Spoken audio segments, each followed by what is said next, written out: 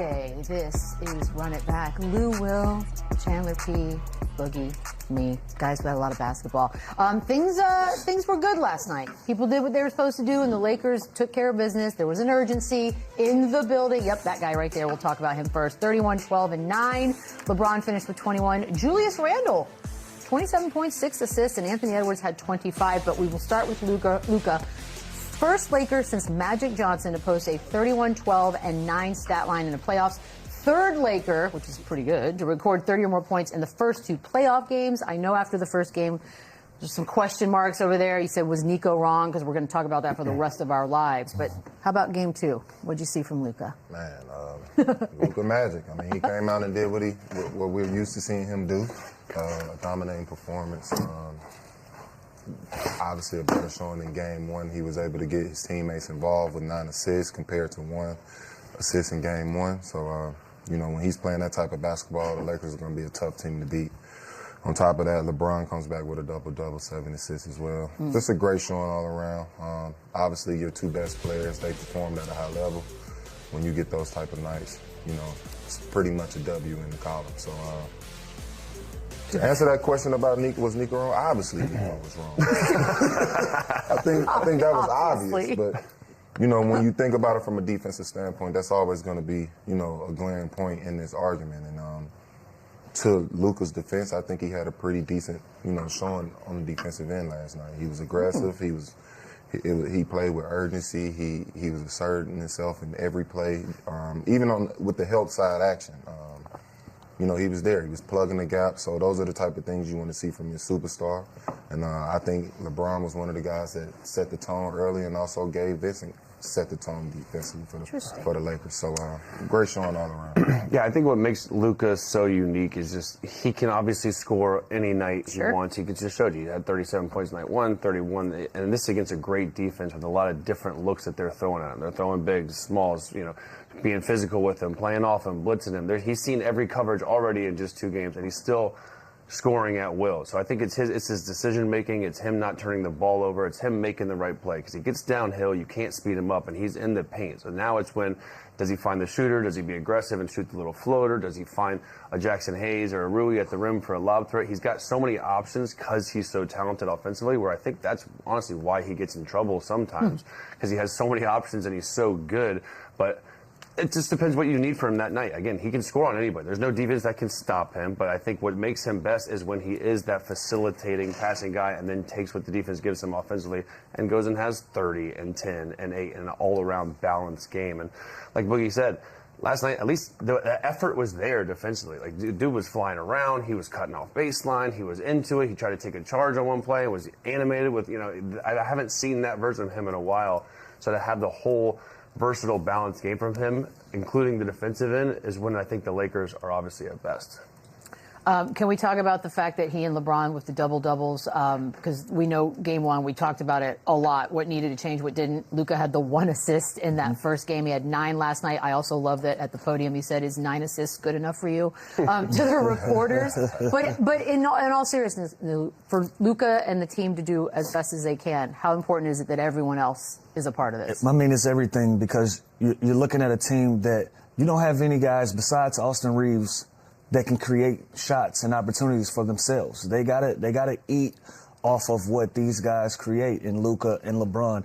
If Luka has 1 assist, you got the majority of your roster standing there watching you play basketball on offense, waiting for you to create an opportunity for them, waiting for you to get them the basketball where they can make open shots. Like, none of those guys, besides Austin Reeves, is going to put the ball on the floor, make plays for themselves and the other guys around. So for them to have 9 and 7 assists, respectively, that makes this team go. That's a big part of their motor when it comes to how this team is built and how they're constructed.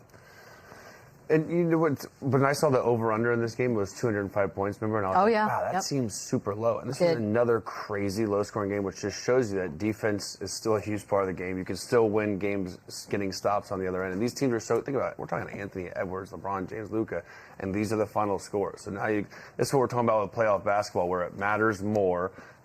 Each possession is slow, where it gets bogged down. There's more half-court sets. There's less transition. And now, again, that little 2-month stint that the Lakers had when they were playing really good defense, that showed last night that they're capable. They need to do this again now on the road.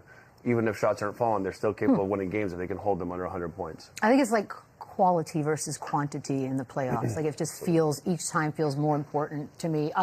We know about the Game 1 celebration. Ant had some things to do.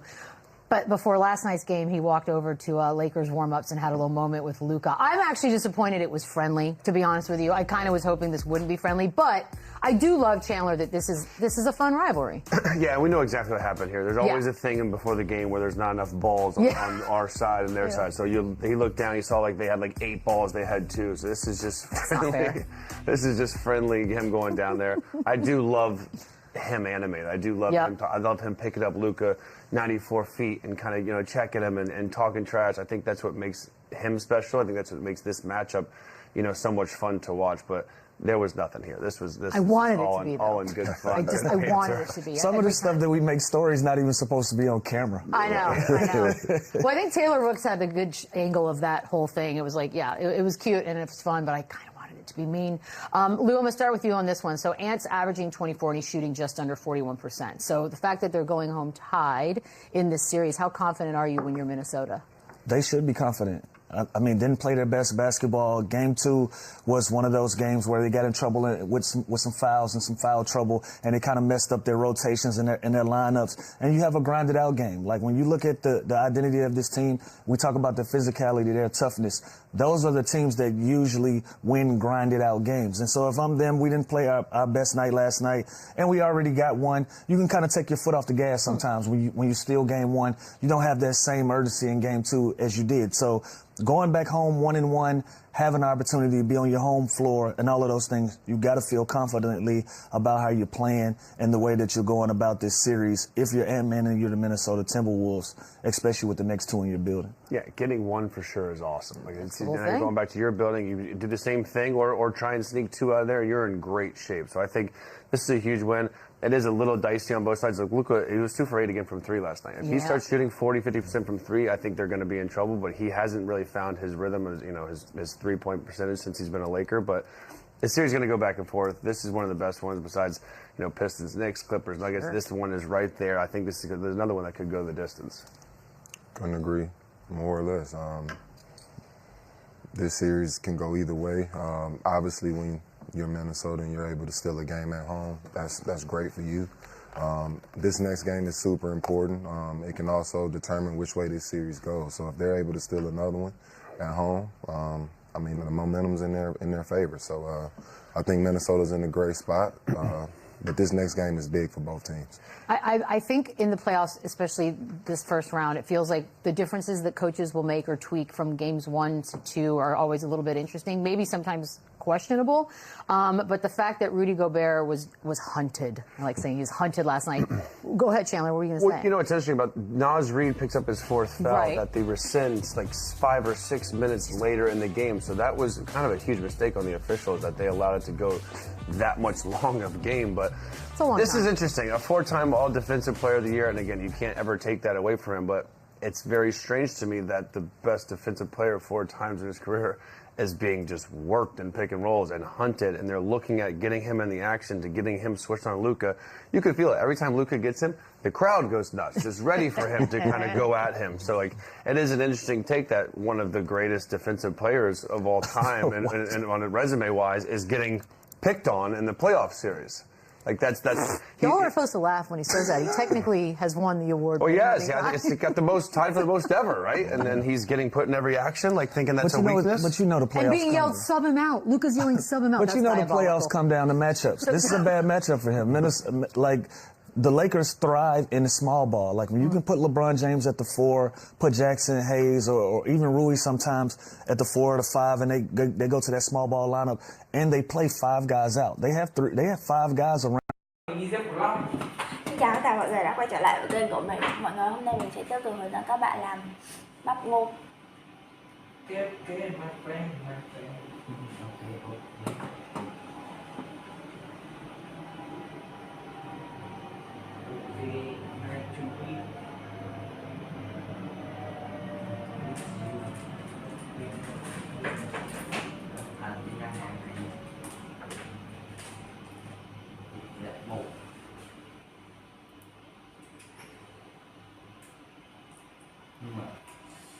hay quá này. Đừng có gọi đi đấy nữa, đừng thích đâu.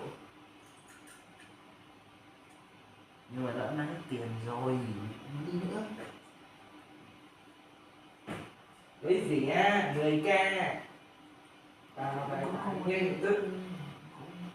Đất đỏ 50 tiếng rồi mà. Ở đâu?